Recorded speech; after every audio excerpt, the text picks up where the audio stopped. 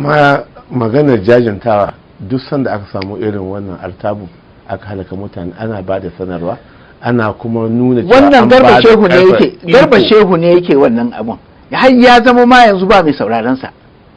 Ha kullun kawai shikenan muna ta'aziya mun je haba jama'a, rai ne fa kaga America rai daya ya saraya, ba America gaba ɗayanta duk ta fito, kaga Ingila ma ta ɗauka, kai har Australia ma an yi rai ɗaya.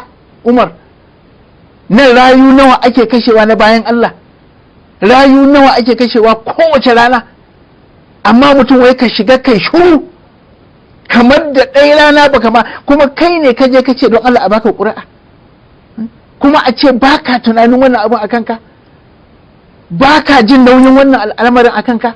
Amma na ga General Burutai ya je ya gana shugaban ƙasa kwanan nan inda kaga Umar duk wannan ƙaryar da suka saba yi ce, wannan duk ƙarya ce. Duk wanda ya san abin da ke faruwa, kai ba ma sai ka sani ba, ko waya ka buga ka je abin da mutanen Maiduguri suke faɗa, ko mutanen su Yobe da Adama wannan da mutanen mu dake suke faɗa.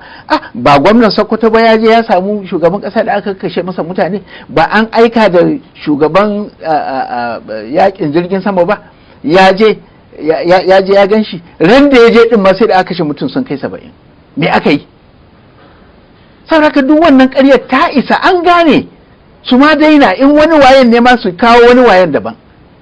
Amma mutane duk sun ɗunguma sun kashe ƙasa, kuma sun bari ana ta kashe jama'a, jini na ta zuba, kuma ba su iya kome ba, kuma ba su komai sai ƙarya, kullum suka buɗe baki suna ƙarya. Ina amfanin irin wannan.